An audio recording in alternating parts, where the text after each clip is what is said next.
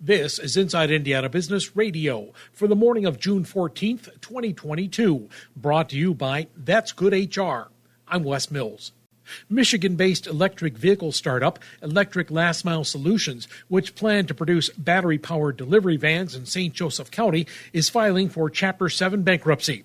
The announcement comes less than a year after the EV company went public. In December 2020, the company announced plans to restart a 650,000-square-foot auto plant in Mishawaka that used to produce the civilian Hummer sports utility vehicle.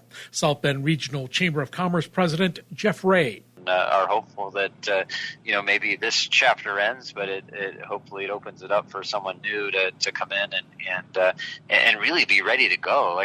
In February, two former executives stepped down amid accusations of improper share purchases ahead of the IPO.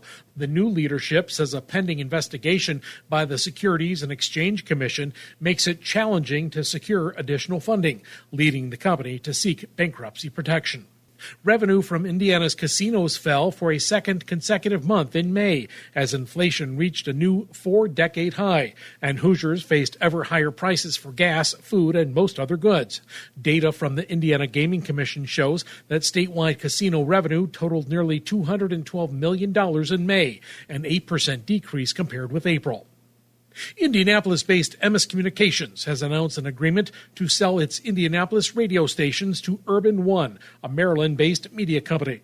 The deal must still be approved by the Federal Communications Commission. Emmis operates WIBC Radio along with Hank FM and The Fan. It also has stations in New York.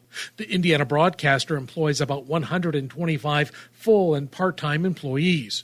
In recent years, Emmis has sold many of its media assets and redeployed capital into new ventures. Inside Indiana Business Radio on Demand is brought to you by That's Good HR. With one call to That's Good HR, your hiring challenge is solved. It's that simple. That's Good HR is the secret ingredient to strategic staffing. Have an HR, accounting, administrative, or customer service position to fill? Trust That's Good HR to make a match that's good for everyone, whether temp to hire, or a direct hire placement. For 22 years, That's Good HR has been handpicking employees and employers through a highly personal and authentic approach that delivers long-term results. Visit that'sgoodhr.com. Remember, the match matters. This is Gary Dick. Each week, Inside Indiana Business Television brings you the people, places, and policies that shape the Indiana economy. Exclusive content you won't find anywhere else. Be connected with the full hour of Inside Indiana Business Sunday mornings at 10 on the IIB YouTube channel, or check local listings for the show in your area.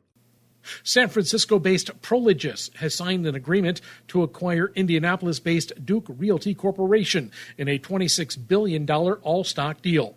The logistics real estate firm says the boards of directors for both companies have approved the acquisition. Prologis did not specify if any of Duke's 172 employees would be affected. Duke has more than 150 million square feet of operating properties in 19 U.S. markets. The deal should close in the fourth quarter. Tempur Sealy International is hosting a job fair today and tomorrow in Crawfordsville. The bedding products manufacturer is looking to fill up to 30 jobs for its recruitment and training center as it prepares for the opening of a 700,000-square-foot manufacturing facility. The recruitment and training center, set to open next month in Crawfordsville, will focus on training and skills development of the company's foam products. The jobs will transition to the new plant once it's operational. Tempur Sealy announced about a year ago plans for the $138 million facility, which is expected to create about 300 jobs by the end of 2025. The plant is scheduled to open in early 2023. Purdue University Northwest is designating a new center for high-energy physics. PNW says the center will leverage its existing particle and high-energy physics research and community outreach programs while promoting the university's status within the world of physics research. This report is brought to you by That's Good HR, the secret ingredient to strategic staffing. Visit that'sgoodhr.com for more information. I'm Wes Mills, Inside Indiana Business, Radio on Demand.